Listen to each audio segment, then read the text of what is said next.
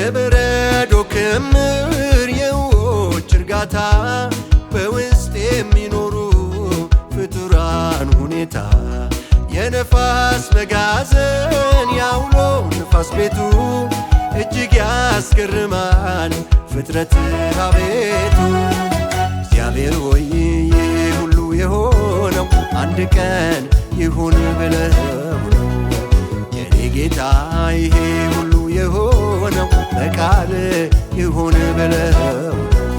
የብስና ባህሩ ድንበሩን ከልሎ ሁሉም ዳርቻውን ገብቶ ተቀብሎ ማዕበል ለትዕቢቱ ማብቂያ ተቀምጦ ጸጥ ሲል ዝም ሲል ተናውጦ እግዚአብሔር ሆይ ይሄ ሁሉ የሆነው አንድ ቀን ይሁን ብለው ነው።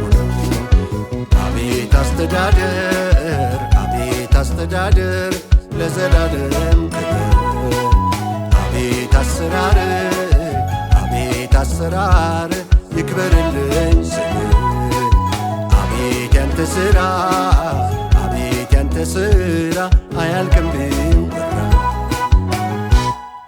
አመልክሃለሁ አመልክሃለሁ አመልክሃለሁ አመልክሃለሁ አከብርሃለሁ አከብርሃለሁ አከብርሃለሁ አከብርሃለሁ።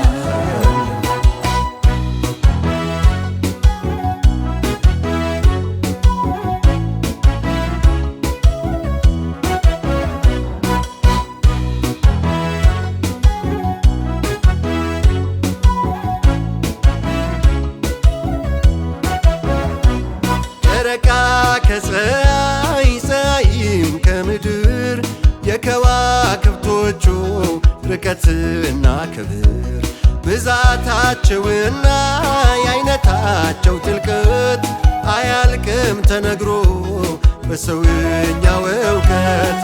እግዚአብሔር ሆይ ይሄ ሁሉ የሆነው አንድ ቀን ይሁን ብለው የኔ ጌታ ይሄ ሁሉ የሆነው አንድ ቀን ይሁን ብለው ይሄድ ይሄድና ይደክማል ሳይንሱ ባልገባው ጉዳይ ላይ ይደነቃል እርሱ።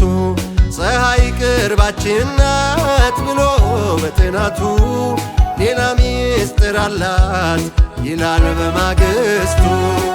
እግዚአብሔር ሆይ ይሄ ሁሉ የሆነው አንድ ቀን ይሁን ብለው ነው።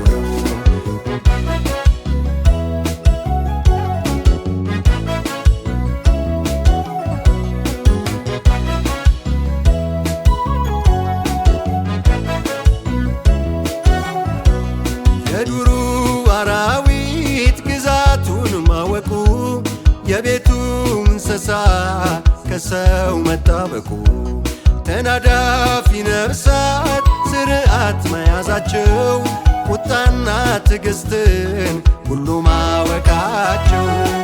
እግዚአብሔር ሆይ ይሄ ሁሉ የሆነው አንድ ቀን ይሁን ብለው ነው። የኔ ጌታ ይሄ ሁሉ የሆነው አንድ ቀን ይሁን ብለው የቀኑ እንስሳ ሲመሽ ወደ ቤቱ የሌሊቱ ደግሞ በተራው መውጣቱ ሁሉ ለልጆቹ ፍቅሩና ሐሳቡ በኅብረት መኖሩ ግዛቱን መክበቡ። እግዚአብሔር ሆይ ይሄ ሁሉ የሆነው አንድ ቀን ይሁን ብለው ነው። አቤት አስተዳደር አቤት አስተዳደር ለዘላለም ክብር። አቤት አሰራር አቤት አሰራር ይክበርልኝ